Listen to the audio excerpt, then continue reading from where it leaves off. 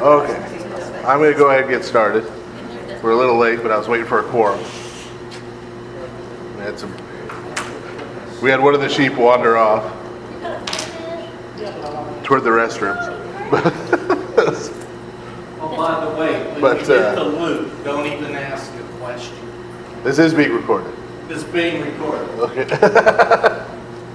And speaking of being recorded, I already warned Mr. Bill. Yes. But I will warn everyone now. When we get to the end of the book of Mark and we start the book of Luke, this is going to start being broadcasted on Ancient Faith Radio. Really? Which means, 10 to 12 people will hear it instead of 5 to 6. So What's it going to be called? Ask Father's Thing? we're not sure. We're not sure yet. Ancient Faith Radio? It's on the internet. It's an internet radio station. But so take that into account if you need to produce an alias under which to ask questions or Yeah, we'd like to see something. live. Oh yeah, no. It's just going to be. I'm just going to have a funny microphone. Instead of being on our website, it'll be on their website. That's going to be the difference. So, otherwise, we're going to do everything the same. How did that happen, Father? Huh? How did that happen? Did somebody recommend it? I think it was probably Father Andrew's doing, but Andrew. who was here before me. Yeah. So he does a lot with them. So I think it was probably him. Are we done, Mark? Did I miss No, I said when we're done with it. Okay, I was going to say. When we're gonna wait until we're waiting until we start a new book, Okay. because it would be weird to have this podcast just all of a sudden start Mark 9 Mark 9 verse 13. You know, everybody be like, wait, what? I had a black eye for all the lessons. And trust me, if I had a nickel for every email I've gotten asking me where Deuteronomy 1 through 4 are on our website, because it just starts with Deuteronomy 5. Genesis. So yeah, we're not going to repeat that. So we're waiting until a new book starts. Okay, so when we get started here in just a second, we're going to be starting in verse 14, Mark chapter 9, verse 14. Sort of get us quickly caught up, because it hasn't been that long. It's only been 1 week. But we're at sort of the pivot point here of the Gospel of Mark, in that we're very quickly. Last time we talked about the Transfiguration and St. John the Forerunner and his death, and so we're transitioning now from the first part of St. Mark's Gospel, which is about Jesus' teaching ministry. We're transitioning to the part that's going to be about the last week of his life. And as I mentioned before, this is true of all of the Gospels, but it's especially true of Mark. People have described the Gospels as passion narratives, right? The story of Jesus last week, with a long introduction. And Mark is only 16 chapters total, and about 5 or 6 of those are Jesus last week on earth. So we're getting, in that sense, we're getting to the end of the prologue. Right? We're getting to the end of this part that's been setting the stage for what's to come. And so we'll see now some of these themes that we've been watching. You know, Jesus telling everybody to keep things a secret. You know, these things are going to start being a little more open, and we're going to see what transpires as a result of that. I think we all already know it's not going to be good, at least in the short term. Okay, so Mark 9, verse 14. And when he came to the disciples, he saw a great multitude around them, and scribes disputing with them. Immediately when they saw him, all the people were greatly amazed, and running to him greeted him. And he asked the scribes, "What are you discussing with them?" So, Jesus has been off by himself, away from the disciples. He comes back to the disciples, and he finds them deep in conversation with the scribes, right? More of our friends, the scribes, up from Jerusalem. Yeah. Now in the past, have the scribes come up to have pleasant discussions and ask honest questions to Jesus and his disciples? Okay.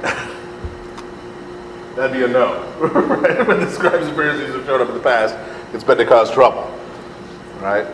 So, when it says they're discoursing with each other, you shouldn't picture they're sort of sitting there shooting the breeze. Right? They're involved in some kind of serious discussion. So Jesus walks up, all the people see Jesus coming, they go, oh, look, it's Jesus. Right? They all run over to greet him, and Jesus says to his disciples and scribes, hey, what are you guys talking about? Then one of the crowd answered and said, so it's not the disciples or the scribes who actually answered Jesus' question, it's someone else. Teacher, I brought you my son who has a mute spirit, and whenever it seizes him, it throws him down, he foams at the mouth, gnashes his teeth, and becomes rigid. So I spoke to your disciples that they should cast it out, but they could not. This might be starting to seem a little familiar in terms of the gospel reading last Sunday. Right? But you'll notice it's different. It's different than the way Matthew had it in a couple of ways already. Right? Matthew didn't have anything with the scribes and the disciples talking. Right? And Matthew didn't have the man who brought the son talking to Jesus. Right? Remember in Matthew, he says to the disciples, what's up? And they say, oh, there's this kid. Right? Here it's the man himself. And the man says what? The man says, I brought him to you. Right? He didn't bring him to the disciples. Right? It wasn't, I figured your buddies here could help me out. It's I brought him to you. Right? This is the problem. Okay? And I didn't obviously meet you, I met your disciples. They tried to do something about it, they couldn't do anything. Okay? He answered him and said, O faithless generation, how long shall I be with you? How long shall I bear with you? Bring him to me. Then they brought him to him, and when he saw him, immediately the spirit convulsed him, and he fell on the ground and wallowed, foaming at the mouth. Okay, so he brings the boy to Jesus. Jesus starts having one of these seizures right then and there in front of Jesus. So he asked his father, how long has this been happening to him? And he said, from childhood, and often he has thrown him both into the fire and into the water to destroy him. But if you can do anything, have compassion on us and help us. Jesus said to him, if you can believe, all things are possible to him who believes. Now remember, in Matthew, this whole dialogue wasn't there. Right? He talked about faith, but he talked about faith of the disciples. Right? Immediately the father of the child cried out and said with tears, Lord, I believe, help my unbelief. When Jesus saw that the people came running together, he rebuked the unclean spirit, saying to it, deaf and dumb spirit, I command you come out of him and enter him no more. And the spirit cried out, convulsed him greatly, and came out of him. And he became as one dead, so that many said, he is dead. But Jesus took him by the hand and lifted him up, and he arose. So Jesus cast the demon out of him. The kid's okay. But what's going on with this guy? Right? What's going on with this guy? Because remember, lots of people have come up to, this isn't the sort of usual pattern we've seen in Mark. Right? The usual pattern we see in Mark is somebody comes up to Jesus, and usually before he even asks him, right? They say, oh son of David, or however they greet him, oh teacher, or oh master, I know that you can heal my daughter, or you can heal my son, or you can heal me, right? Or they climb up on the roof and lower the guy down. Touch his garment, right? They show up, they display their faith in some way, and then Jesus says, because of your faith, you're healed. And then there were the other towns that he went into where nobody believed, and so he didn't do any miracles. Right, we're told. And we talked a little last time about, part of the point there is that Jesus isn't doing these miracles to get people to believe him. Right? That there is no miracle that can be done that will make someone believe who doesn't believe. There's always another explanation. Right? That faith comes first. Well, this man, maybe he's a little more honest than the other ones. Right? Clearly he has some faith because he brought his son And his son's been having this problem, this potentially deadly problem. He starts having a seizure and falls in the water. He starts having a seizure, falls in a bonfire. I mean, that could be it, right? So he has this potentially deadly problem. He's had it all his life. He brings him to Jesus, thinking Jesus can do something about it. So obviously he has some faith, right? But Jesus asks him if he has faith, instead of the other one saying, "Oh, I know you can do this," right? Like we usually see. He says, "Lord, I believe. Help my unbelief." Well, what does that mean? Does this guy believe or not? He believes, but he's not sure. Well, but if you believe but you're not sure, then aren't you actually just not sure? Well, no. He wants Jesus to help him believe. Right, that's closer. But what's being pointed to here is what faith is, right? What we mean when we say believe. We tend to think of the word believe like Ripley's Believe It or Not, right? They come to you with some crazy story, and you decide, oh, do I believe that's true or do I not believe that's true? Right? And so, a lot of times we think of faith as if it's like a true-false exam, right? Like you list the stuff in the Nicene Creed. Well, I believe in one God the Father, check, true. I believe it, right? Do you believe that Jesus is the Messiah? Okay, true. Right? Do you believe that he rose again on the third day? Okay, true. Right? And St. James in his epistle makes the point, the demons know all that stuff's true. Right? Satan knows all that stuff's true. He knows Jesus is the Messiah. He knows there's one God. Right? We wouldn't say he has faith. Right? We would say he has faith. Because that's not what faith is. I mean, that's a minimal part of it. Right? It's saying true. Okay? But if we accept that something is true, right, then there's another part of faith, right? Because there's another way we use faith. For example, I have faith in this table right now. I'm leaning my weight on it. This table falls over or collapses, I'm going to hurt myself, right? So I have faith in it. We talk about someone going on trial. Do they have faith in the criminal justice system? Right? We're not saying, oh, they believe that there's a criminal justice system. Right? Or they don't believe that there's a... We're saying, they have confidence in it. They trust it. Right? They trust it.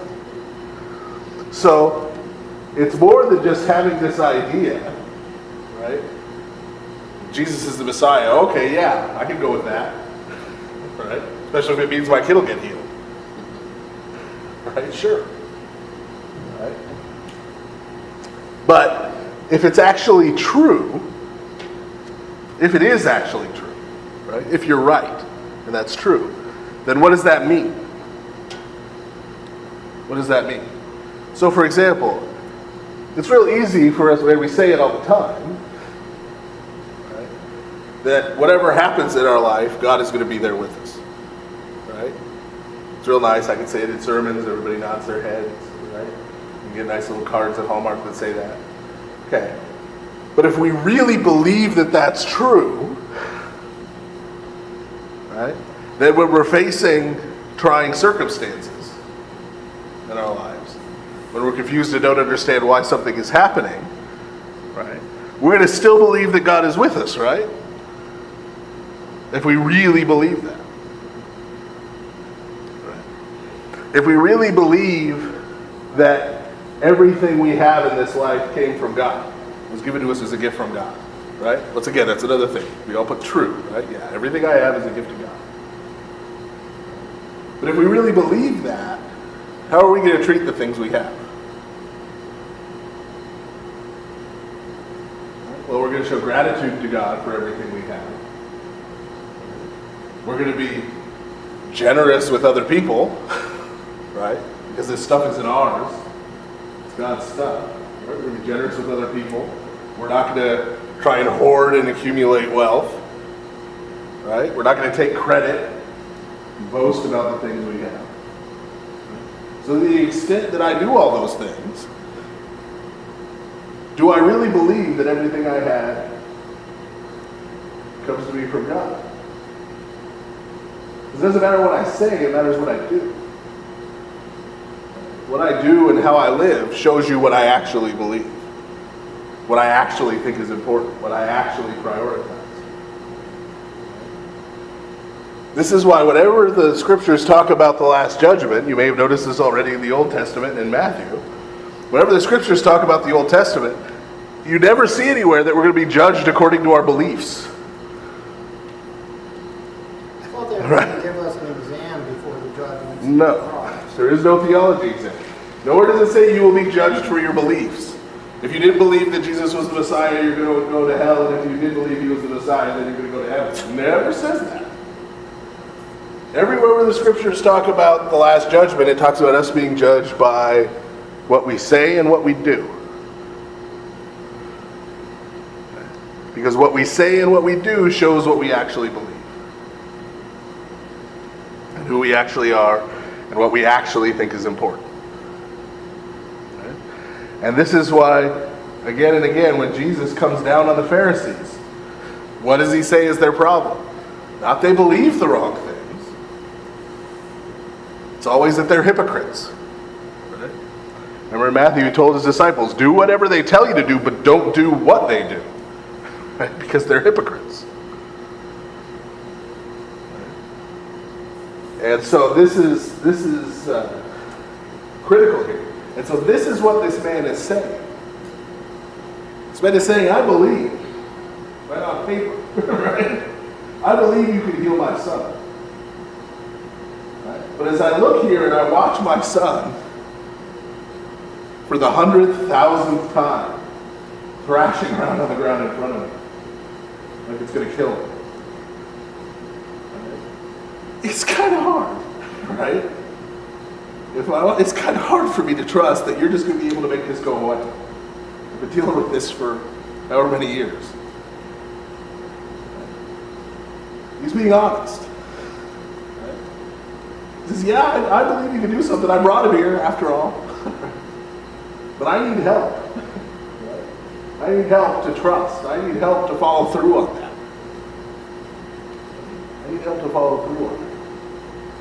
And so this is the position that all of us find ourselves in. Right? Who are Christians. Right? At one point or another, we've all stood up and recited the Nicene Creed, said we believe these things, right? And I bet if I handed out a true-false test with the doctrines of the church, most people here would get somewhere in the 90%. There might be a couple things, but would put true. Right? But at least speaking for myself, if I look at my own life, if that was the test, right? If it wasn't a true-false test, if someone just looked at the way I live every day and said, well, what does he think is really important? I think it would be a very different list than what I would like it to be. I think it would be a very different list. So this is what's important when we talk about faith in the scriptures. And this is going to be really important. The reason I'm spending so much time on this and hammering in on it is that when we get to St. Paul's epistles, if we read, when St. Paul talks about faith and salvation by faith, if we understand that as being the true-false test, right, we're going to completely misinterpret what St. Paul is trying to tell us. Right? We're going to completely misinterpret it. Because what the biblical writers mean by faith and by faithfulness includes both, yes, intellectual assent, saying, yes, I believe that is true, but then also that intellectual belief transforming our lives. That's living a life that's faithful to what we claim we believe. Okay, does that make sense?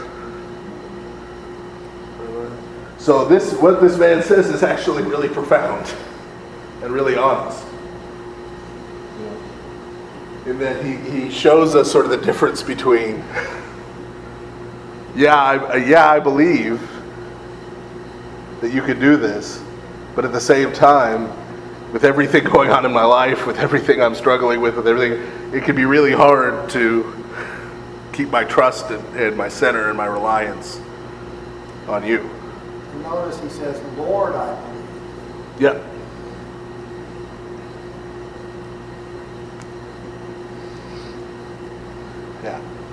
So it's not, again, that he's not sure. Well, I think you might be the Christ. Right? That's not it. Right? That part on paper, yeah, okay. But in the mess of life, it can get very difficult. Is that related to Mother Teresa's dark-minded soul? Did she lose her belief? Well, I don't want to comment too much on her in particular. Well, I mean, But just I'll someone abstract who- a little bit. Yeah, abstract. That's, But what is a dark-minded soul? but there is, that's a little different, but I'll talk about it. There is an experience. I'll use St. Seraphim of Saron as an example, because he wrote about it. St. Seraphim of Saron was a monastic and a hermit for the first part of his life, but off by himself. Lived very close to God. He was continually in prayer. You know, he was by himself with the Lord, and he had this experience where he felt like God had pulled away from him or left him. And so he was so sort of hurt by this and crushed by this, and he didn't understand what had happened. You know? And so he went out on a rock near where his hut was, and he spent 100 days on that rock. He didn't leave the rock. When he was awake, he was on his knees on the rock praying. He slept on the rock, just out in the elements, snow, rain, the whole shebang. Until at the end of the 100 days, he had this experience of God returning to him. God returning to him. And the way he talked about it afterwards was not like, okay, this is what to do. Right? You have this experience, go get on a rock. Right?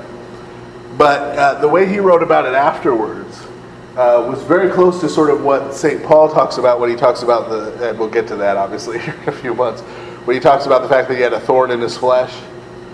There was something, and we don't know whether St. Paul was talking about a medical problem he had, because he had several, or if he was talking about temptation or a sin he was struggling with, but there was something he was struggling with that he referred to as like a thorn stuck in his side.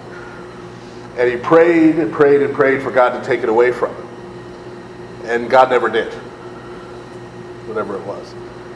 But at the end of the day, the word he received from the Lord was not, I'm going to take this away or I'm not, but my grace is sufficient for you. That whether this goes away or not, right, I am taking care of you. I am working in you. And that's sufficient. And that's the same sense that St. Seraphim had after that point.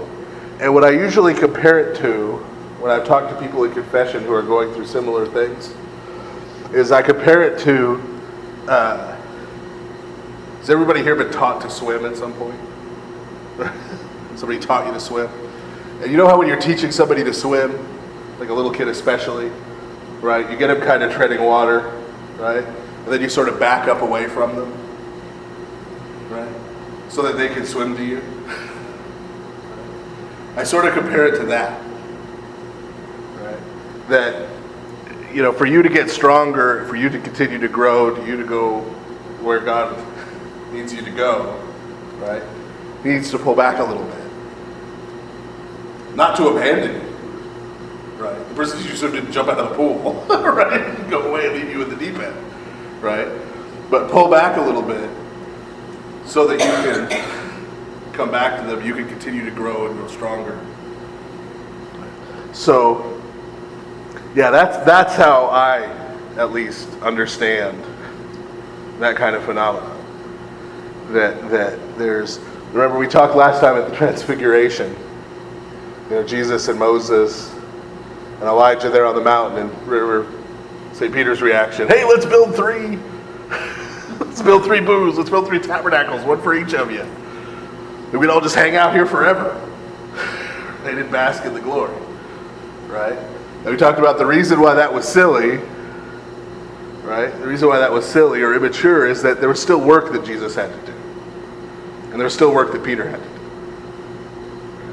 And we can't just, especially when we've had sort of a powerful spiritual experience, the presence of God, you know, of God's grace, We want to just kind of bask in that, right? Bask in that forever, right? And we're going to have eternity, hopefully, to bask in that, right? That'll be great. But here in this world, in this life, we can't just stop wherever that is and bask in it. Because there's still work. God is still doing work in the world. He still wants to do work through us in this world. We still have things to do. And so one of the things that happened with St. Seraphim, to close this off, after he had that experience of God returning to him, is that he stopped being a hermit. He opened up his doors, and people came to him from all over Russia to get his spiritual counsel and advice. Right? Because part of what was going on there was he needed to start the next phase of his life. Right? God had work for him to do. So that would be how I understand that. Question. Yeah. And Jesus' answer when he said all things are possible through faith, then if we have faith, then it's not necessarily going to happen when we have faith. Then it's not what Jesus is saying.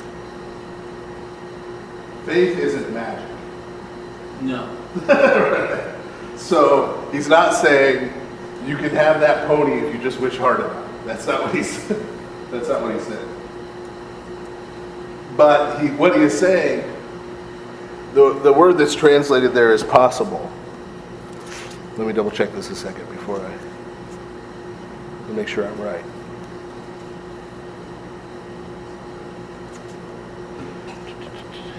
Yeah. The word there that's is a verb form.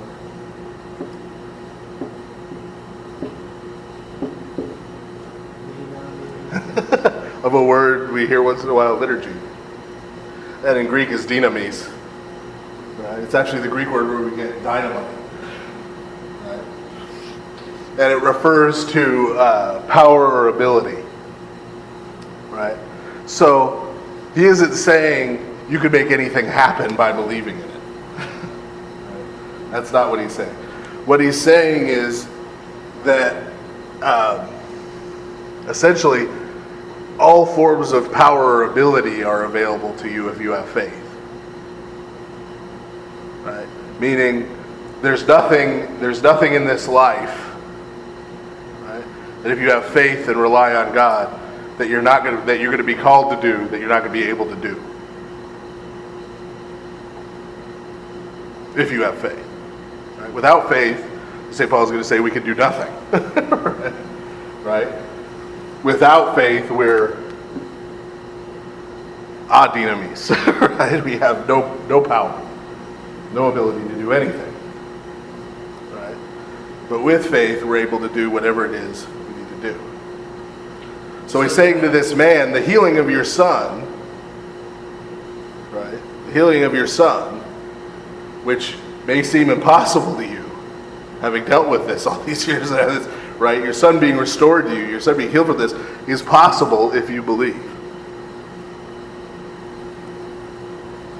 I think one of the sad things is that when we look at Scripture is that we have a tendency to condemn each other and ourselves by saying, oh, you have little faith, even if you have faith, you knock this mountain. Right. Somebody told me that one time, and they said, be able to do it. I said, yeah, with gold, desert, dynamite. Yeah. The faith that I have is what God has given me to think. Right. It's about and faith is also not about, this is another way we misuse the term faith. People misuse the term faith all the time as the belief that nothing bad is going to happen. This is especially common among Dutch people, but I imagine Dutch people, if you imply that something bad is going to happen or might happen, right? You say, wow, the weather's really bad, I hope I'm not in a car accident, right? Well, don't you have any faith?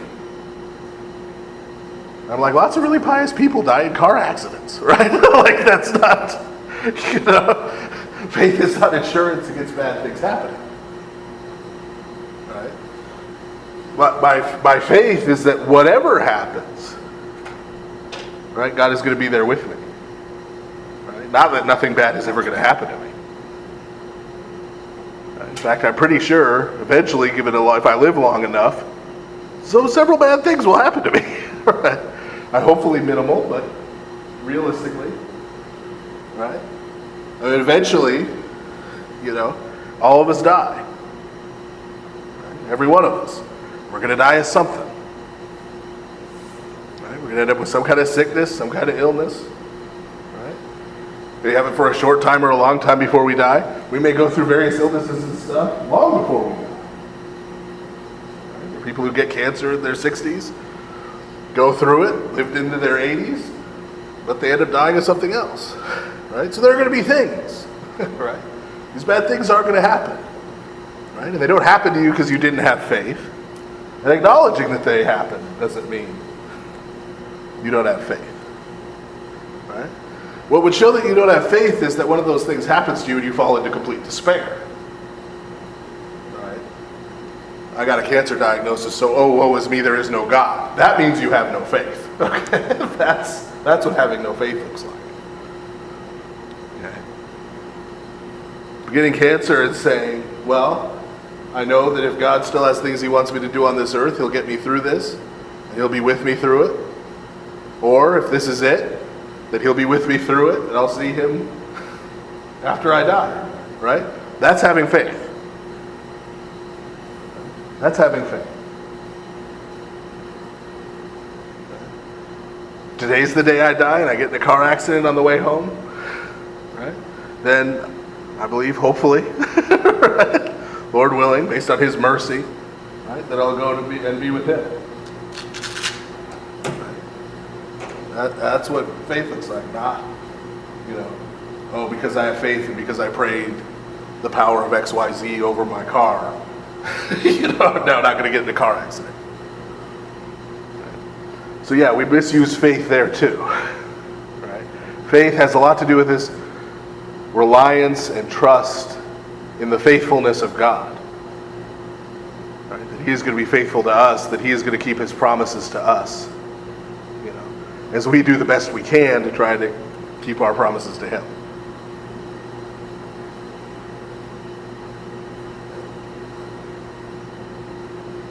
That's where you get hope. And that's where you get hope. Yeah, that's why in Hebrews, faith is the substance of things hoped for.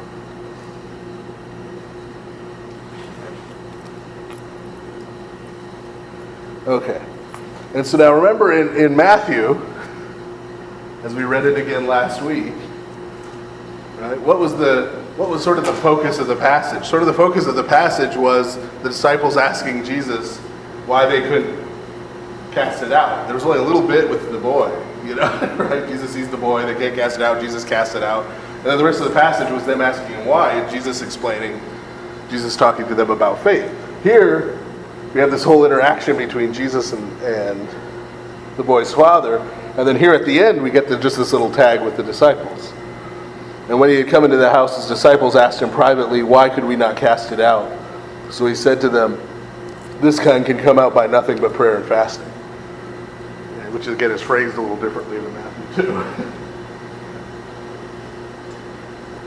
But I'll ask the same question I asked about Matthew. Jesus says to them, this kind comes out only through prayer and fasting.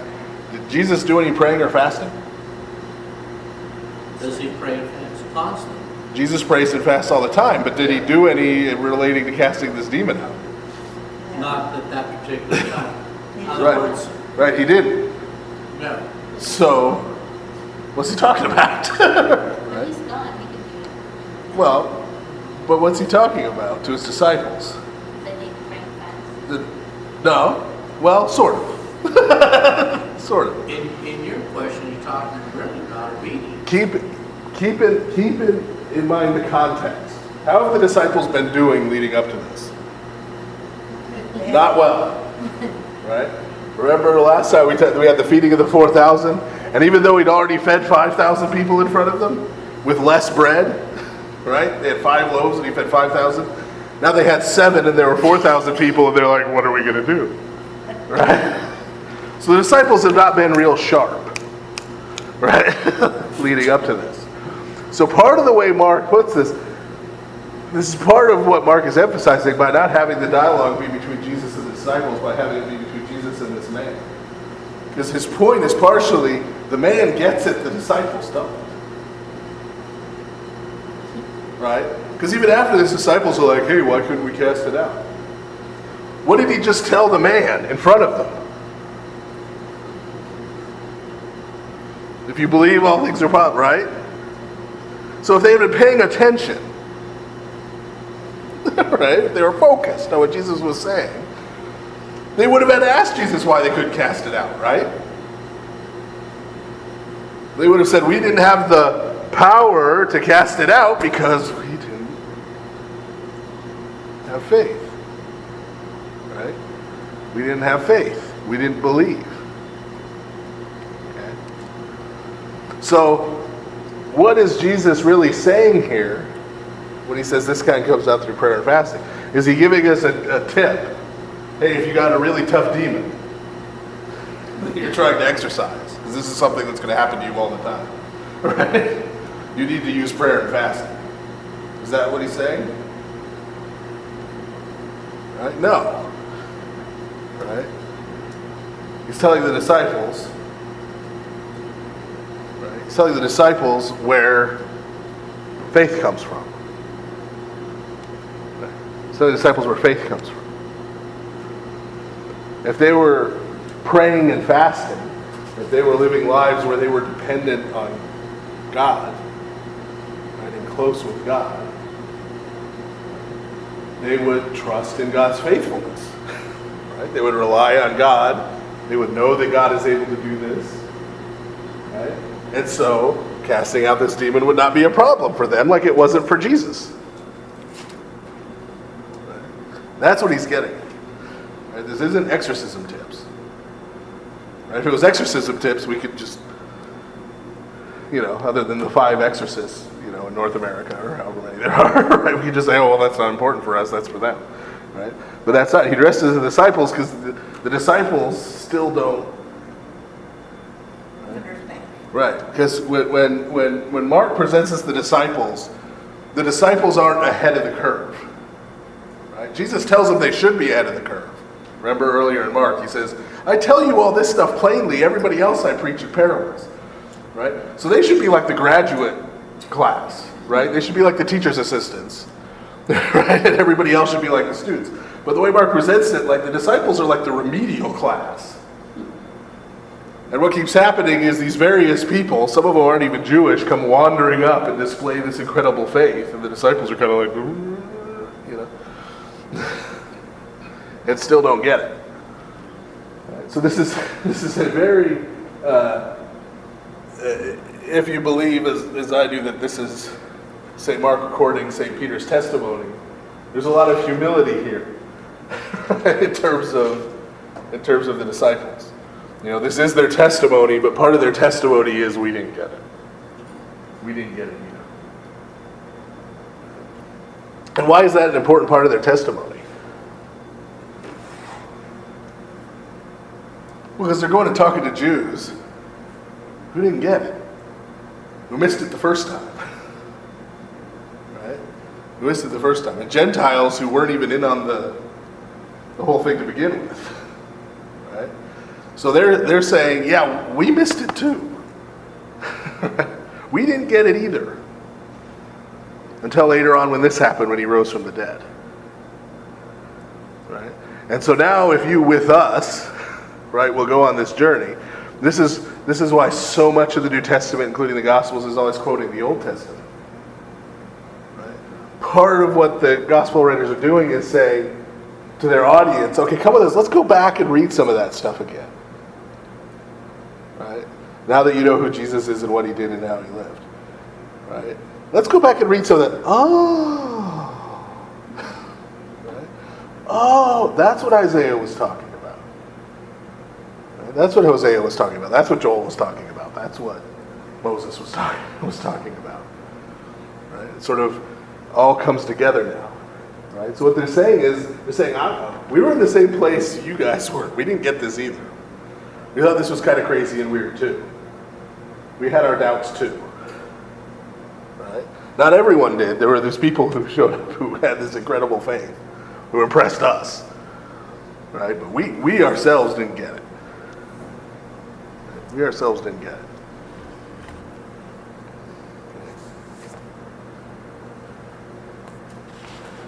So verse 30. Then they departed from there and passed through Galilee, and he did not want anyone to know it. For he taught his disciples and said to them, the Son of Man is being betrayed into the hands of men, and they will kill him. And after he is killed, he will rise the third day. But they did not understand this saying and were afraid to ask him. Okay? So see, once again, here's where the disciples are at. Right? It says, don't tell anyone we're traveling through Galilee. Where are they traveling through Galilee to? They're heading to Jerusalem.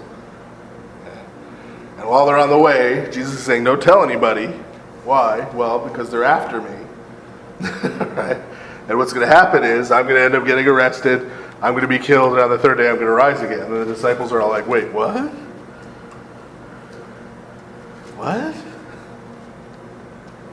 Because there's several problems with that. Number one, as we've said before, getting captured and executed is what happens to failed messiahs and fake messiahs, not the real messiah. So they're like, wait, you're planning on this? Right?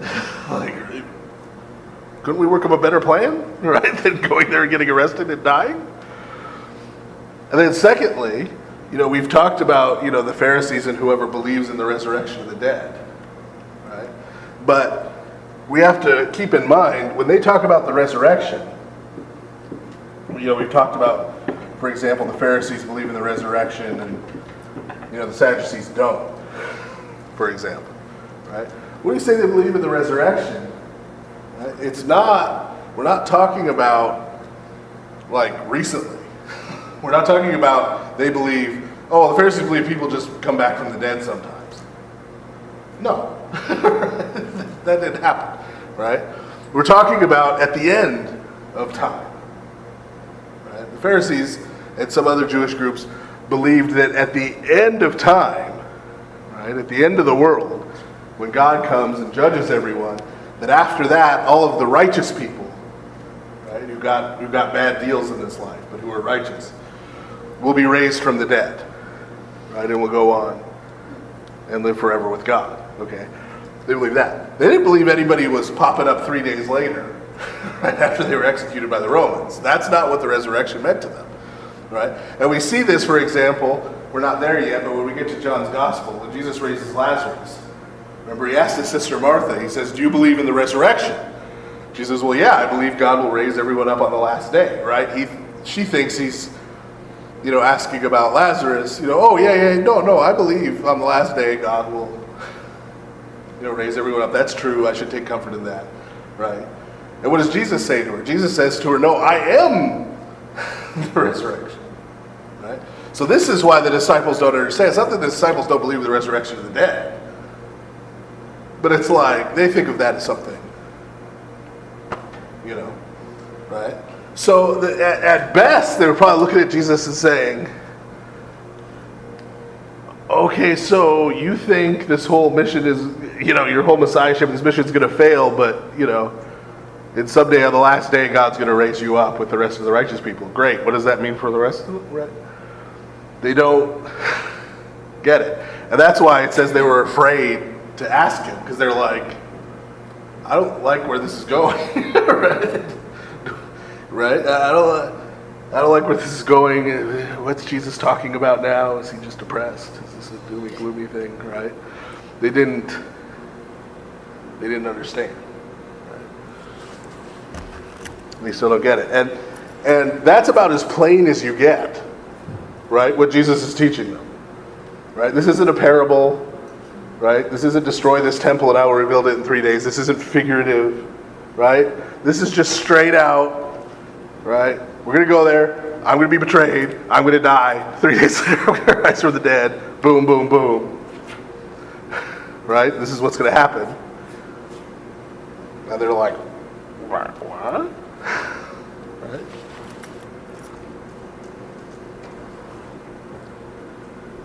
So verse 33. Then he came to Capernaum, and when he was in the house, he asked them, What was it you disputed among yourselves on the road? But they kept silent, for on the road they had disputed among themselves who would be the greatest.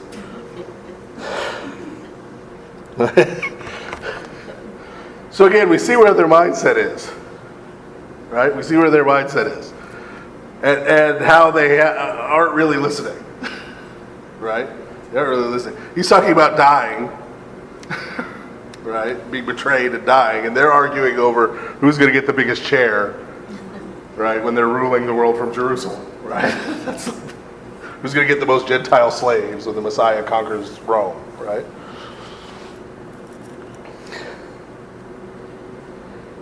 And he sat down, called the 12, and said to them, sorry, they don't tell him either. He knows, right? That's one of those rhetorical questions. What are you guys arguing about? So he calls them all over, guys. Right? If anyone desires to be first, he shall be last of all and servant of all. Then he took a little child and set him in the midst of them. And when he had taken him in his arms, he said to them, whoever receives one of these little children in my name receives me. And whoever receives me receives not me, but him who sent me. Okay. Now again, and we've talked about this before, the view of children in the ancient world was very different than the view of children today. Right? We tend to see children, especially little children, oh, they're precious. Oh, they're cute. Right? We believe that children are the future. Right? And all this, And people go out of their way, they spend all their money on their kids, they spoil their kids, and live vicariously through their kids. That did not happen in the ancient world. Okay? That did not happen in the ancient world. Kids were bottom rung humans. Right? This is, they produce nothing, right? Except, human waste products. Right? They didn't do any useful work. They weren't any good to society yet. Right? They were running around. You sort of had to manage them. Right? They were an expense. Okay? And especially your average peasant kid running around a village causing trouble. Right? That was the lowest of all, right? Because he wasn't even going to grow up to be anything important. Right? He was just some street urchin. Right? These are the bottom of the totem pole. My mom was saying today, talking about my grandma. Right? When my grandma was a kid, in their house on the farm, when the time came for a meal, right? Her dad and the farm hands all ate. Right? And after they ate, whatever was left, the kids got to eat. Right? Because the dad and the farm hands were the ones producing, right? They were out working the farm, doing the labor. Kids, right? There was no like, oh, I'm going to make you your special chicken fingers, Billy. Right? That didn't happen. Right? That was, so same kind of thing then. So when Jesus takes this child, right, and says, if you want to be great, right, right? This is once again confusing. Right? This is once again confusing. And it didn't mean, right? See, again, we've taken our romanticized view of children, right, and applied it to this passage, right, when we interpret it. It didn't mean if you're sort of cherubic and sweet, right? It didn't mean, what is a child in that culture? They're dependent. Right? They're dependent. And they're essentially everybody's slave. When I was a kid, I was the TV remote. Right? You didn't have TV remotes, so if the channel needed to be changed, right, I was running over there and changing the channel. If we needed to adjust the fine tuning, I was over there doing that. I was waving antennas around, right? Trying to get it. My parents weren't getting up to do that. I was doing that. Right? That was if I wanted my allowance, my grandma would have me dust her whole house and give me 50 cents, right? That was the way it worked, right? Same kind of thing with kids in the ancient world, right? Any adult that told them to do anything, they were going to expect it to do it, right? Or the adult would punt them into a ditch, right? I mean, that was, okay? So this is what Jesus is saying to them. Right? You're arguing about who's going to be greatest, okay, right? You need to be like this kid. You need to be dependent on God, and you need to be last.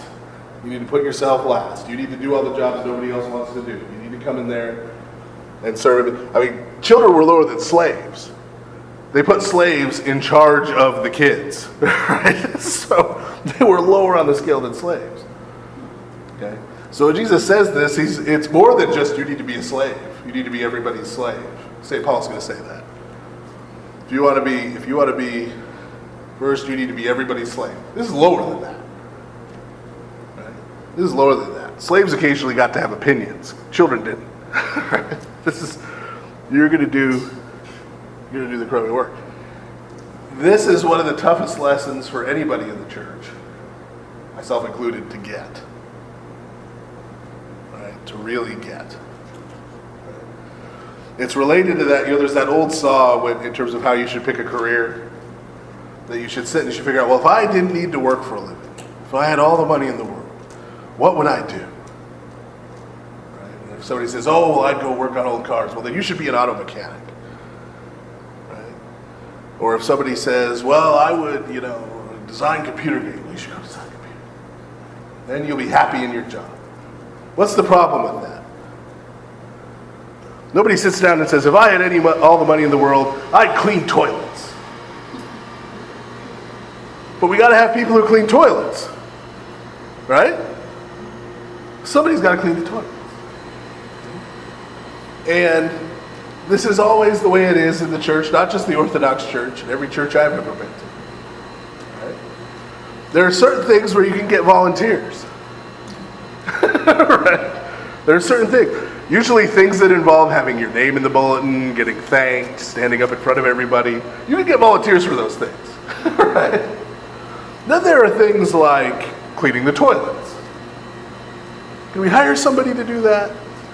Right? There's things like, cleaning up after events. Right? There's people don't want to do those.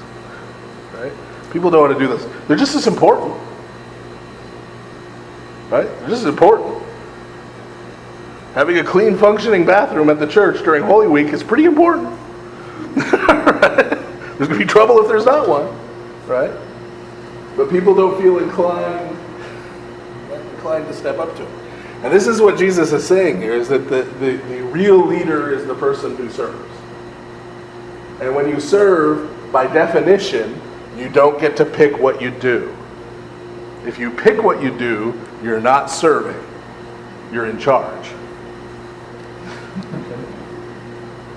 You're in charge. When you're serving, that means you do whatever you're asked to do. And so that's what Jesus is saying. Instead of fighting about who's going to be greatest, who's going to be in charge, who's going to have the biggest share, right? Who's the most important, who's the smartest, who's the cleverest, who's the best preacher. You guys need to, all of you, be fighting with each other over who gets to serve. Right? Over who gets to do what to help the other person. Right? When someone came to them and when Jesus sent them out healing and someone came and needed healing, they should be fighting over who gets to be the one to go and help this person. Right? Who's going to be the first one to share their lunch with them when they're hungry? Right? Who's going to be the first one to give up, their coat for somebody who's cold or wet? Right? That's what they should be fighting about if they're going to fight. Right? Why? Well, because Jesus is the leader of the whole thing. He's God, right? He's the leader of the whole universe. And what is he doing as we speak here in Mark?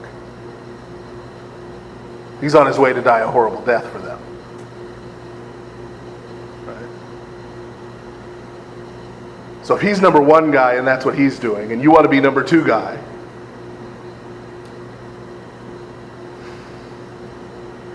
then you should be the first one down the same path. And one of the reasons why St. Peter gained such a great rep later, right, as leader of the apostles, was not because he preached a brilliant sermon on Pentecost. Right? The book of Acts, as we're going to see, has a lot of brilliant sermons in it. right? Including a couple from him, but not just him. Right? The reason Peter becomes so important as an apostle is that he's one of the ones who most literally follows the path Jesus took. He got crucified by the Romans just like Jesus. And when they were doing it, remember he told them to crucify him upside down because he said he wasn't even worthy of dying the way Jesus died. That's why St. Peter is honored as such an important apostle. Same thing with St. Paul. St. Paul is not one of the greatest of the apostles because he wrote a big chunk of the New Testament, though he did. Right? And it's not because he converted so many people, because as we'll see when we start reading his letters, a lot of those conversions didn't take so well. Right? There were a lot of problems in those churches. The reason he's such an important apostle is the list he's going to give us in 1 Corinthians of all the things he went through. All the times he was beaten, flogged, imprisoned, shipwrecked, and ultimately executed for Christ. That's what makes him. Right? That's what makes him one of the great apostles. So what Jesus is saying to them here isn't just sort of theoretical. Right? It's very literal. Right? The ones of you that he was talking to right then, who are going to be the greatest, are going to be the ones who suffer the most, who give up the most, who sacrifice the most. That's what's going to make you great in the kingdom of God. Two questions, or two items to discuss. We have a person, or had a person like this, and that was Bonhoeffer in cosmic discipleship of healing. But in today, is it necessary for us physically to go through this, or is our battle mostly spiritual? How great do you want to be? I want to be just, I'm just like the church. I just want to be This is what monasticism is. Right? Monasticism starts when Christianity becomes legal. Right? Christianity becomes legal. There aren't people hunting you from house to house anymore who are going to kill you for being a Christian. Right? So what do people do who take this seriously and who want to be great? They leave the Right? world. Who want to be great in the kingdom? They put themselves through it. But the question By is- fasting, by giving up everything they own, by... Well, the thing of it is, though, remember in the book 30 Steps to Heaven? He's very clear about the ascetics. He said, not all of us need as family people. This is not our calling. Right. I mean, can you To imagine? the same level. Look what we would have lost if you went monastic. What monastic? Well, if you went ascetic. If you Well, went no, I'm not saying... Well, there's two different things there. We're not all called to the same kind of asceticism, Right. but we're all called to asceticism. It's a myth that we're not all called to asceticism. I mean, September 1st we commemorated St. Simeon the Stylite, who sat on the pillar for all those years. We're not all called to all go sit on pillars. Okay, that's an Right, exceptional right. thing. Okay, that's just or him. go naked during Right, the winter. right. We're not all called to that. Right, to sort of the extremes. Okay, and yes, if we're not a monastic, if we're living in the world and we have families, right, and we have these other concerns, yeah, we're not going to give everything. We're not going to give up everything we have. Right? Okay? But let's talk about how much we have. Absolutely. Right? Let's talk about how much we have. And how most of us react when someone comes and talks about tithing. When someone comes to us and says, oh, you should give up 10% of that. And people react like they're Dracula and you put a cross to them. Right? Like, oh, 10%? 10%? Right? And, we're talking about monastics, it's 100%. Right? So we're saying, okay, you can't do 100, let's do 10. And we act like, well, if I only had 90% of the things I have now, how would I live? Right? And when you put it that way, it sounds kind of ridiculous, right? as if any of us are 10% of the way out of poverty. You know what I mean? So we've gone so far the other way. We need to come back to asceticism. Right? Because we're not called to give our extra money to the poor. Right? Because first of all, I've never had extra money. Right? There's always been something I could spend it on. Right? So if I'm only going to give God my extra money, He's not going to get much from me. Right? We're not called to give our extra money or our extra time when I don't have anything better to do. I'll go to church or pray. Right? That's not what we're called to do. We're called to sacrifice. Sacrifice means giving something up. There's something I want to do, but I'm not going to do it so I can go to church. Right? There's something I want to buy that I want to have, but I'm not going to buy it and I'm not going to have it so I can give that money to the poor or to the church or someone who needs it more. Right? That's what we're called to. And so in that giving up things that we want and things that we'd like and things that would make us at least temporarily quote unquote happy, right? Or comfortable, right? In giving those things up, that's asceticism. That's sacrifice. That's inflicting a little suffering on ourselves. Right? And we're not just told, but we know, based on this principle, that has a spiritual benefit for us. Right? I should eat a whole lot less than I do. Right? That would have not only a spiritual benefit, but a physical and medical benefit for me. Right? If I ate a whole lot less. And same thing with money we spend on entertainment, time we spend on entertainment and things we don't need. Right? So I push back on that a little. Right? In that we are called to asceticism. And that is what this is talking about. This is talking about us doing things we don't want to do instead of things we do want to do. Right? Nobody wants to clean toilets. Right? Nobody wants to bathe an elderly sick person who can't bathe themselves. It's not fun. It's not pleasant. Okay? But it's what Christ would do. Just like nobody wanted to touch the lepers, but He did. Right? And it's what He calls us to do. So, yeah, that is at play here, and that is, and yes, it is. We only have, as people living in the world, a measure of asceticism, but all of us, myself included, are capable of a lot more asceticism than we are doing right now. I mean, me personally, I'm barely any, right? So, yeah. I often have problems with the ascetics because I just don't get it.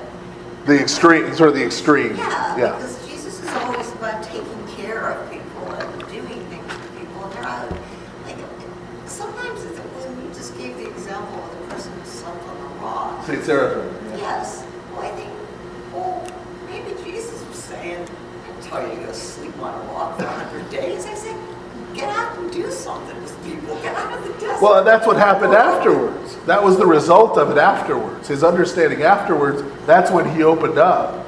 Yeah. And he started helping people and giving what he had received spiritually to them. I don't feel like God said, you have to sleep on that rock. You know, sometimes I think God was probably like... No, he never claimed God told him to sleep on the rock.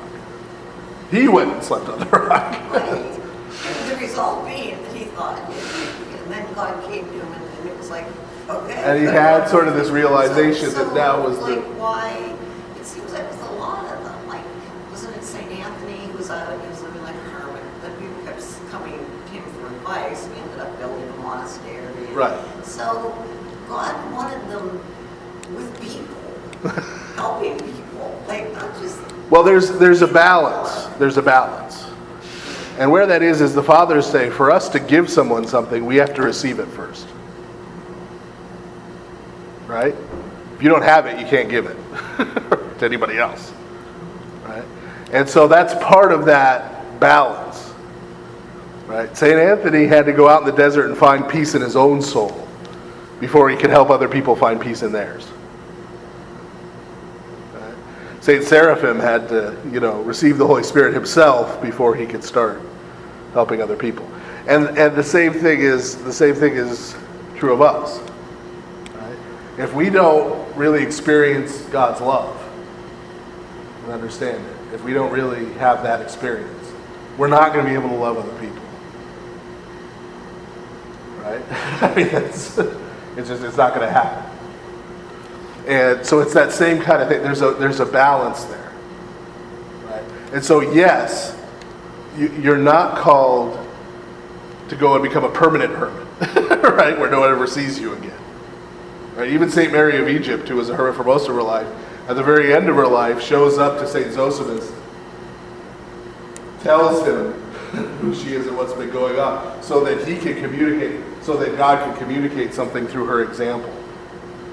Right? So there is always that other end of it. Right? And that's in the same way that, as we talked about with Israel being the chosen people. Chosen people didn't mean they were special or anything. Right? It was that God called them for a particular purpose to do a particular thing. Right? So it's that same kind of idea. So yeah, you should not go and lay on a rock for 100 days. You should not go climb onto a pillar. Right? You yourself are not called to that, right? And so that's where we get the term "fool for Christ" for some of these sort of extreme ascetical people, because it seems foolish to us what they're doing. Right? It seems foolish and strange, but God is through them causing us to question some things. Causing us to question some things. When you see St. Cyril on the streets of Moscow naked in the middle of winter, then God's taking care of him. He's not sick, let alone not dying. Right? Out in the snow in the winter. Right? That will cause you to think, wow, I'm not going to go join him naked. Right? But it isn't really God who's taking care of and protecting me, too. I mean, I have this nice house and these nice clothes and these nice things, and I kind of think that I'm taking care of myself, and I'm a productive citizen. But really, God's taking care of me, isn't he? Same way he's taking care of us, right? So those kind of extreme ascetic things cause us to call into question sort of some of the things we assume in sort of our own comfortable lifestyle. Right? It's not that we're supposed to go emulate that, right? But it's supposed to cause us to ask questions about what's really important, and why we live the way we do, and why we do the things we do. Right? Does that kind of make sense? Sort of. I Whether the things we think are so important are really important. Is to do things for other people that you can't do out in the desert. So I don't know. Well, but all of them ultimately do that. Is my point. Is all of them ultimately do that. St. Simeon the Stylite, ultimately people came to him on top of that pillar, right, and asked him, here's the situation I have, what should I do? Right? Or here's what I'm struggling with, what should I do? And he helped, he counseled. Well, he was stuck on the Yeah, I mean, he couldn't run away. I mean, he couldn't go anywhere, he kept him on, yeah. But yeah, so there is always that other end to it. Right? It's never just an end to itself, right? Just for that person, but it ends up blessing multiple people through that. Is that what is meant by victim soul, term victim soul? People that suffer for the Lord. Oh, well, yeah. Yeah. That in the Roman Catholic world, that can go a little different way, because in Roman Catholic theology, suffering atones for sin. So if you do a certain amount of suffering, that takes care of a certain amount of sin. We wouldn't say that, right? We wouldn't say that. Right? We would see undergoing suffering as being part of following Christ. And so, even when we're called to suffer for Christ, we rejoice because we're suffering for Christ. And so it's meaningful. It's not sort of meaningless. But there's not the same sort of one for one. Oh, I get time off purgatory because I'm suffering now, kind of thing going on. We'll talk about that more later. There are a couple places where we'll talk about about that more later.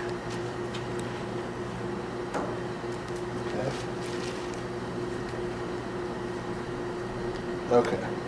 Now the second part of this, getting back to our passage, right? The kingdom of God is like this child, but also he says he who receives one of these little ones receives me. Right? What's he getting at there? Well, this is very similar to what we saw in, say, Matthew's gospel when he talked about the sheep and the goats in the last judgment. Remember, he says, "You saw me naked, you saw me hungry, you saw me, homeless, you saw me in prison, and you helped me or you didn't help me." And they say, "Hey, when did we see you?" And he said, "The least of these." Well, kids are the least of these, right? In the ancient world, as we were just saying. Right? As we were saying. So what's Jesus saying? He's saying the way we treat the least important people is the way we treat him. Why is that? Well, this is going back to the Old Testament. Right? Remember the Torah, two things. Number one, all the way back in Genesis 1, and then again in Genesis 2, God creates man what? In his image. Right? God creates man. So man is the image of God. Right? He's the icon of God. Okay? And then what did God say when he talked about capital punishment?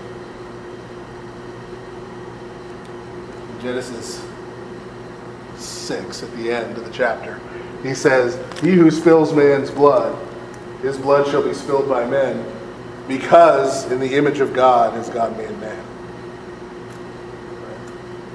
So he's saying, since man is made in God's image, whatever you do to a human being, you're doing to God. And they understood this in the ancient world because most of them were idolaters, right? Even the Israelites before they received the Torah, some of them even after they received the Torah, were idolaters. So they understood, if I go up to the statue of Horus in Egypt, right, and I take a chisel to it and knock its face off, I'm disrespecting Horus. Right? And if you believe in Horus, then you think Horus is going to come smite you. Right? If you don't believe in Horus, then you're not worthy. Right? So they understood this. And this was true in the ancient world all the way up to one of St. John Chrysostom in the 400s, one of his famous sermon series. It's called the Sermons on the Statues. Why would he preach sermons about statues? Well, these were statues of the emperor. The emperor put statues of himself up around Constantinople, and there was a riot. And during the riot, a bunch of people defaced the statues. Well, the emperor understood that to mean that they were disrespecting him. And so he was ready to execute a whole bunch of people. And so the sermons by St. John Chrysostom are basically him appealing to the emperor not to kill those people. But it was very clear then. Right? And this isn't just the ancient world. You may remember, after the invasion of Iraq, remember the famous scene where they pulled down the statue of Saddam Hussein and all those people were running up and hitting it with their shoes? Right? Hitting him in the face with their shoe? It wasn't actually Saddam Hussein, but the symbolism there was pretty clear. And it's not just the Middle East. How do people in this country react if someone sets a flag on fire? It's just a piece of cloth. Right? Well, it represents something to people. Okay? So when you burn that piece of cloth, that represents it. So the same kind of thing. God has said that about human beings. And then remember all the laws in the Torah about how you treat what? Orphans, widows, strangers, right? Because all the people who had no rights, right? Because people could treat them however they wanted to and get away with it, right? But God's commandments about how he would avenge those people. He would take vengeance for those people. This is all part and parcel of the Torah of God saying, right? These people are made in my image, so what you do to them, you disrespect them, you mistreat them, you're disrespecting and mistreating me. And that's what Jesus is now saying here about himself. Right? Same thing is true. So this is why the fathers will tell us, you do not love Jesus more than the person you hate most. Say whatever you want. Claim whatever you want. You do not love Jesus more than the person you hate the most. That's how much you love Jesus.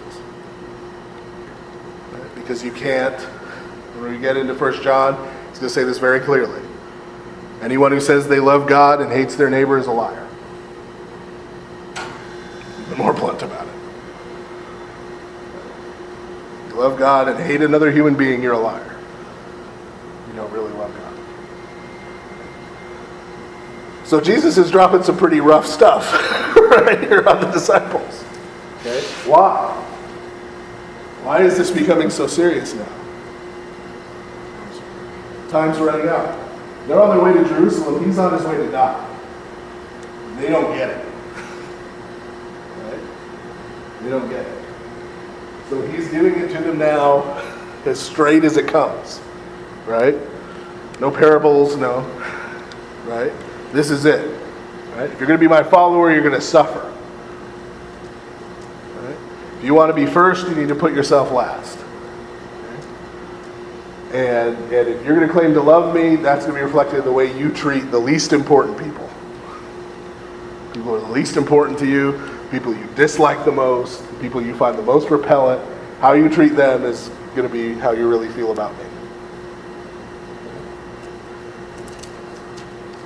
So he drops all this on them. Right? How do they respond? Now John answered him saying, "Teacher, we saw someone who does not follow us casting out demons in your name, and we forbade him because he does not follow us." Does John get it? Did he hear anything Jesus just said? Right? He's picking up right where they left off about them arguing over who is the greatest, right? We saw this other guy going around.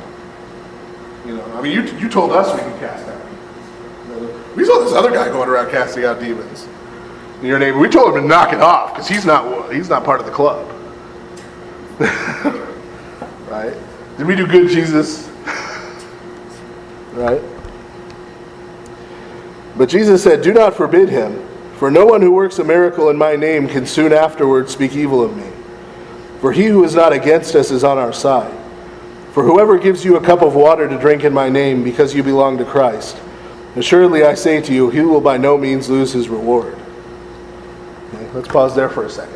A lot of people quote the first part of this out of context. Right? They like that part where they say, "Oh, he who's not against us is on our side." Right? They'll use that as a blanket term, just like, you should just leave everybody alone. You know, I mean, right? They say they're a Christian and, you know, whatever. Right? Well, they're not against us, they're on our side. Right? But Jesus continues. Right? For whoever gives you a cup of water to drink in my name because you belong to Christ, assuredly, he will by no means lose his reward. Right? Because Jesus this is saying this is part of a bigger conversation. He's trying to draw John back to what they were just talking about. Right? Because John's right, got off on this jag. Right, okay, well, I guess we shouldn't fight about which one of us is best, but we're better than those other guys, right? Like the 12 of us. Right, we won't argue about who's number 1 and 2 and 3, but we're definitely the top 12. Right? Okay? And Jesus is saying, you're not listening to what I'm saying. Right? Because what did he just say? The person who's going to be greatest is the least of all. Right? So the person who comes and gives one of these little children a cup of water, in Jesus' name, right? This is a great person in the kingdom of heaven. It doesn't matter if he's not one of the 12 disciples, right? Being one of the 12 disciples doesn't make you better, right? It doesn't make you greater in and of itself, right? It doesn't matter. He's doing this good thing. Okay? And so what Jesus is getting at here is that these labels aren't important. If I think that the fact that I've been ordained a priest gets me the e-ticket, right, to heaven, right, over everybody else, I'm fooling myself.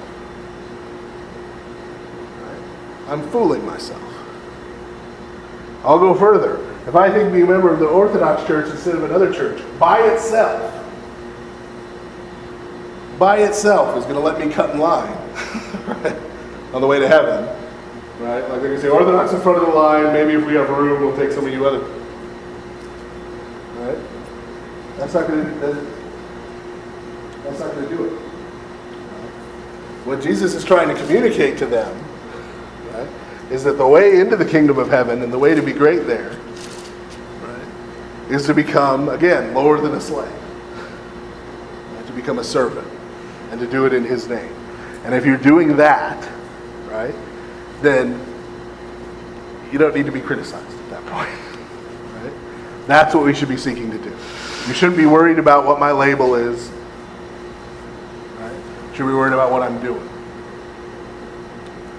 So if I'm a priest or I'm a bishop or I'm the Patriarch of Constantinople, right, and I'm living a life that's selfish, right, and self-centered, right, and not following Christ, right, I'll be cut to the front of the line to hell.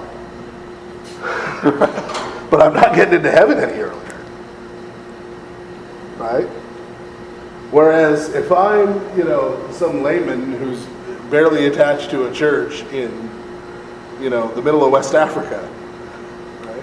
And I spend my life humbly serving the people around me in the name of Jesus and whatever I know about it, right? That person, that's the person who's going to the front of the line. That's the person who's going to the front of the line. So he's trying to get across to them, right? This isn't about, just like he's talking about with the man, this isn't about some position you have, right? Or something special about you, right? Or even what beliefs you claim you have. This is about what you do and how you live your life and who you are, right? And then forget the labels. Forget the labels. Because, verse 42, but whoever causes one of these little ones who believe in me to stumble, it would be better for him if a millstone were hung around his neck and he were thrown into the sea. If your hand causes you to sin, cut it off. It is better for you to enter into life maimed rather than having two hands to go to hell, into the fire that shall never be quenched, where the worm does not die and the fire is not quenched. And if your foot causes you to sin, cut it off. It is better for you to enter life lame rather than having 2 feet, to be cast into hell, into the fire that shall never be quenched, where their worm does not die and the fire is not quenched. And if your eye causes you to sin, pluck it out.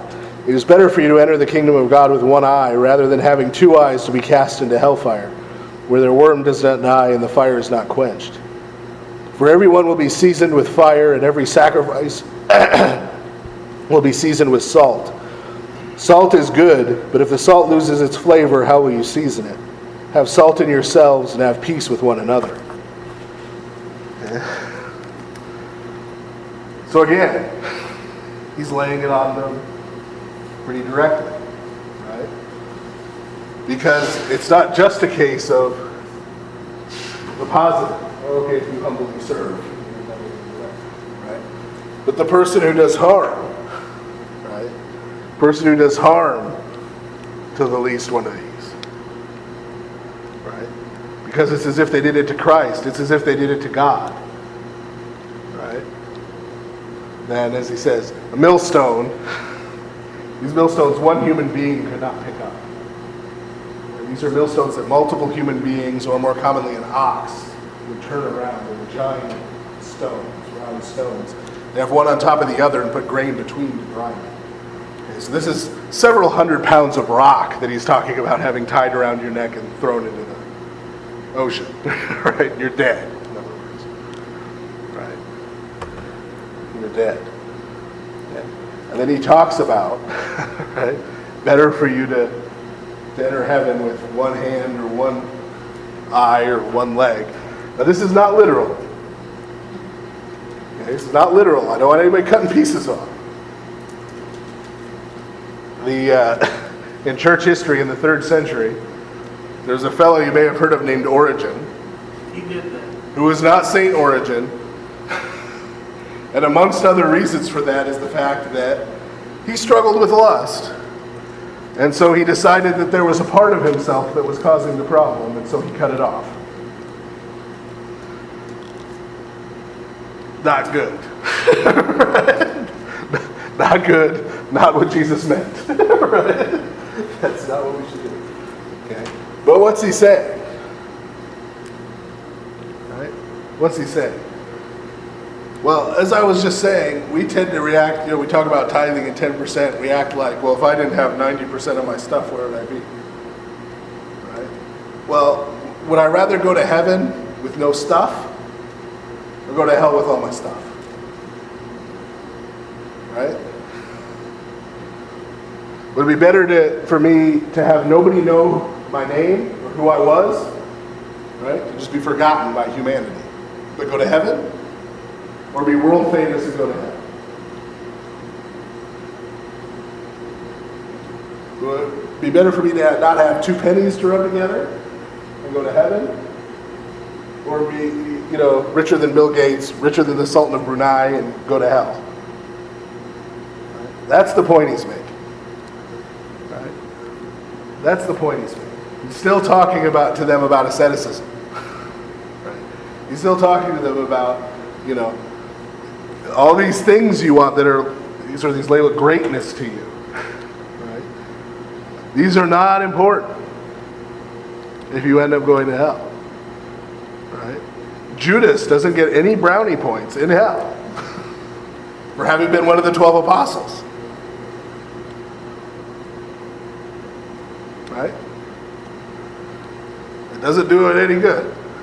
Right? Doesn't do him any good that he was one of the 12, one of Jesus' closest disciples, because he went to hell. He's the only person in the Bible who we're told went to hell. So I feel safe saying. That's the point Jesus is making. And he said it earlier, he said it last time. What does it profit a man if he gains the whole world and loses his soul? The disciples still didn't apparently get that, so he's being more blunt here.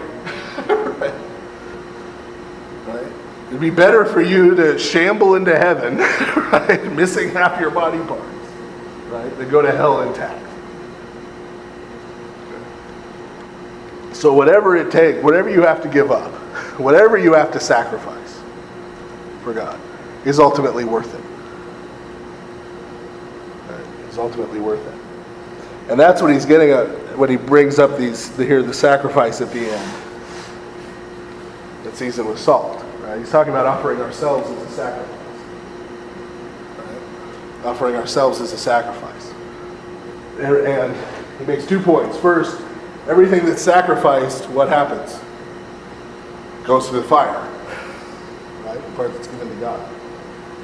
Right? Meaning, if we're going to really offer ourselves to God, if we're going to really follow Christ, we're going to go through the fire. Right? Suffering is going to be involved. It's not going to be pleasant. Okay. But number 2, right? Every sacrifice is seasoned with salt. What's he talking about there?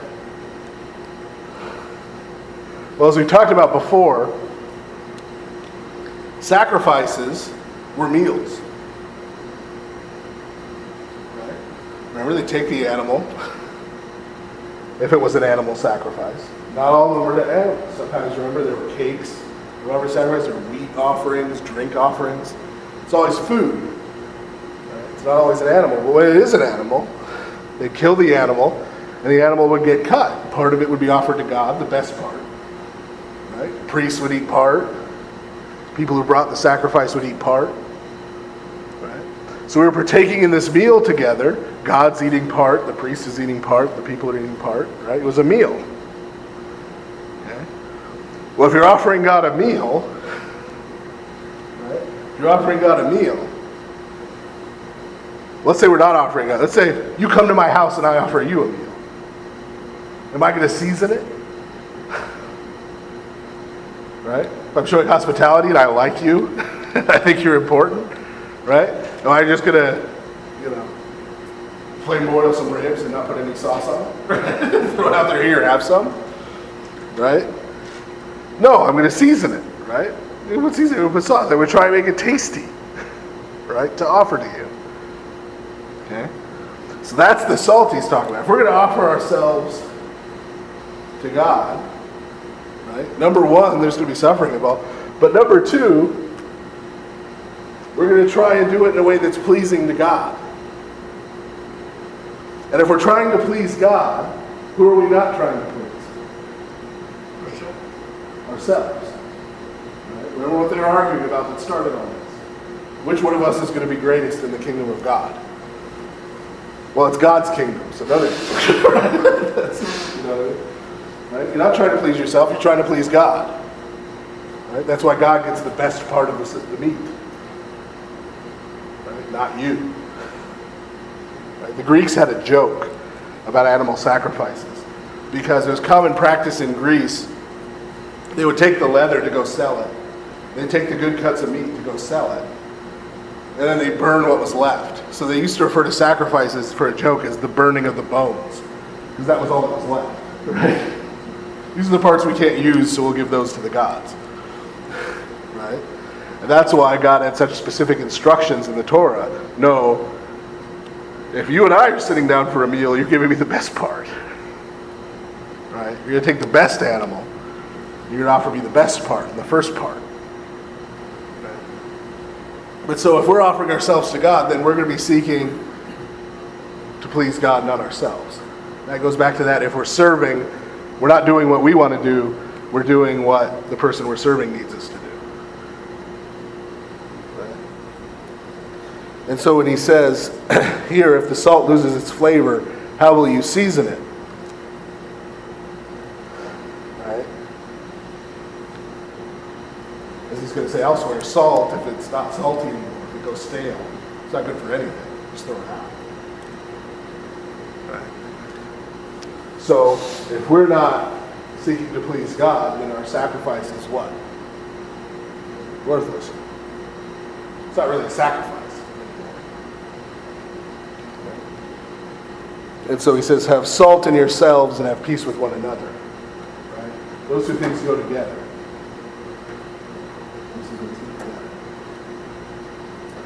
You're seeking to please God, you'll also be doing what? He just said, what you do to one another is what you're doing to God. So if you're seeking to please God, you'll also be seeking to what?